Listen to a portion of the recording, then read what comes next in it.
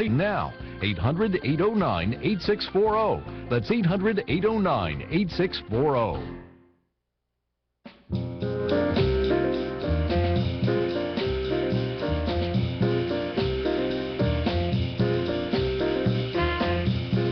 What's cooking today from CRN Digital Talk Radio? I'm Michael Horn. That is Paul Stern. Larry Lipson is with us, and we were supposed to have a meal together, but you can't eat anything, Larry. Is there a problem why you can't dine with us today? Well, the thing just overbooked, are you? It's not a long story, but never mind. I came here for my annual physical. Oh, and you can't eat for the physical. No, what happened was I went, but I'd already eaten, and so they want me to come back this morning to give blood, and I can't eat any. But I can drink black coffee.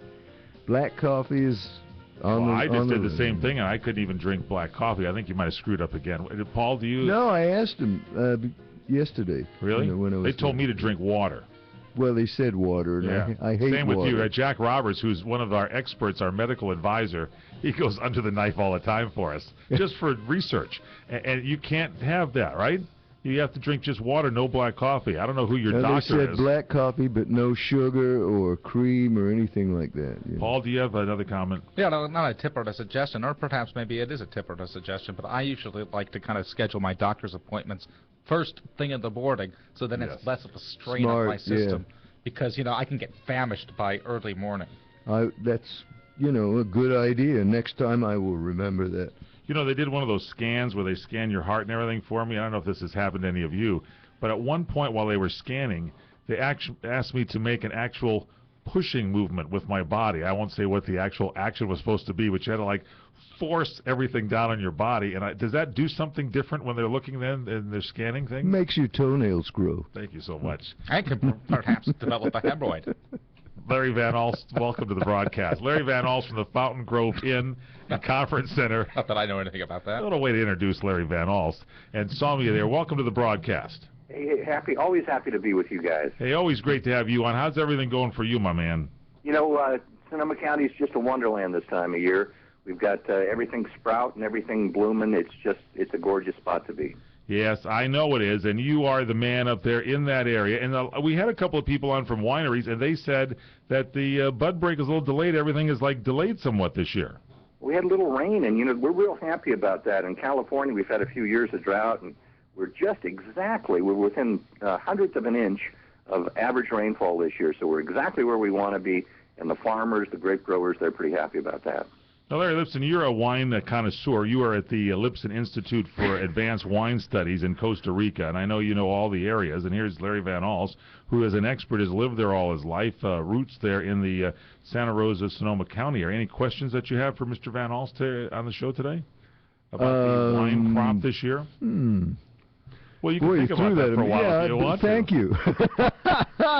Being in Costa Rica, I don't know what to ask about Napa and Sonoma and Mendocino, etc. So you really have lost your edge, haven't you? You've gone only for California wine. Paul, I'm sure you have a question for me. Well, I know that there's a lot of events and happenings up in the area, and certainly up in the...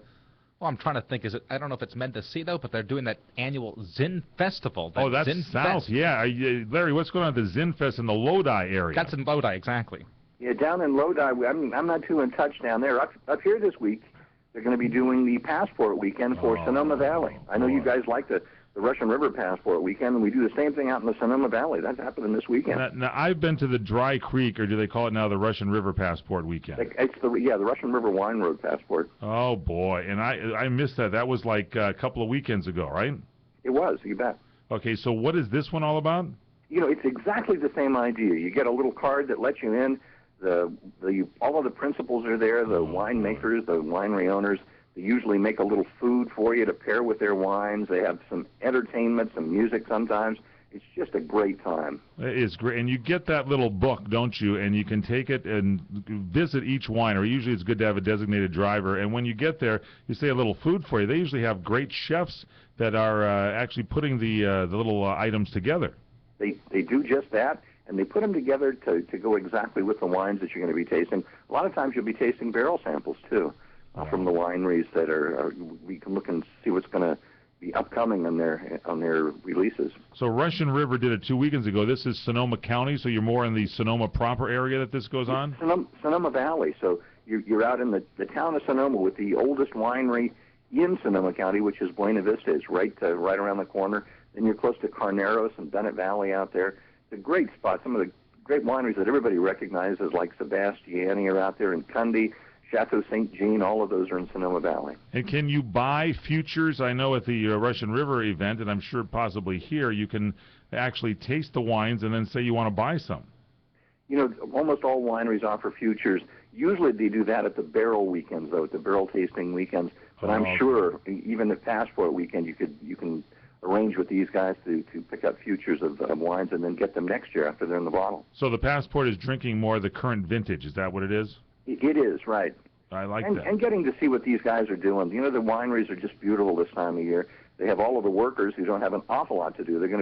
They've been trimming a little bit, but they have them making the flowers are up and everything is just gorgeous. So it's a nice time to see it. Of course, Larry, we'd be remiss at our duties if we didn't ask what's going on and happening over at the Fountain Grove Inn, and in particular the Equus Restaurant. What I got to mention, you got such a great staff over there at the Equus Restaurant. Steve Miller always doing a great job. And of course, your executive chef Jeff Lively. Need I say any more? Yeah, Steve is the greatest guy. As a matter of fact, we last night in the restaurant we had one of my favorite guys in the world, Dick Smothers, come in. Steve has taken the night off tonight to go see Dick and his brother Tom do the Smothers Brothers show up at our local Performing Arts Center. So we had a good conversation with Dick. He's the most entertaining guy that I know. Wow, that's great. So that little Performing Arts, that big Performing Arts Center up there in Santa Rosa. It used to be the Luther Burbank Center, but now what is it called now? We call it the Wells Fargo Center. It's one of those that got renamed. And it's usually you have great guests there almost every week. So the Smothers Brothers there for 1 or 2 shows. They're going to do 2 shows, and this is going to be the last of their shows. No way. After 50 years, they're going to stop doing the concert tour. So they're stopping their performing totally? No, they'll be doing some TV appearances and that. Do they still make wine? Oh, they do. Tom Smothers is the one who's got the winery. Tom and Marcy I think Marcy's a good friend of Mike Barnes. Yeah, I knew you would come up with a question, Larry Lipson. Just give it long enough. I knew you would have something for Larry Van Allst.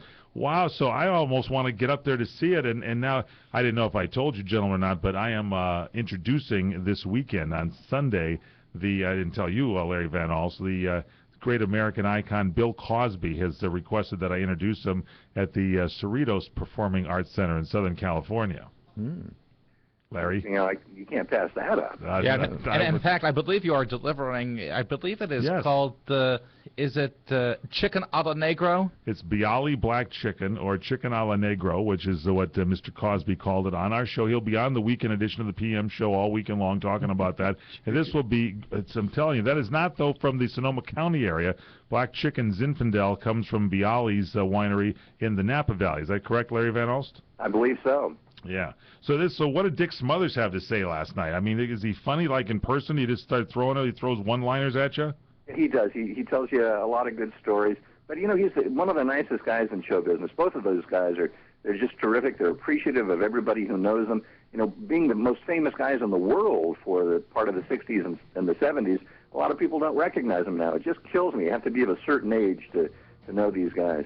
Yeah, well, I got to say this. They are great performers, and a lot of people remember, how old are they now? In their 60s, I would think? They're pushing on 70 now. Wow. All right. Thank you, Larry Van Allst. What's the email, or I should say the website for the Fountain Grove Inn and Conference Center? Take a look at us at www.fountaingrovinn.com. Thanks for being with us.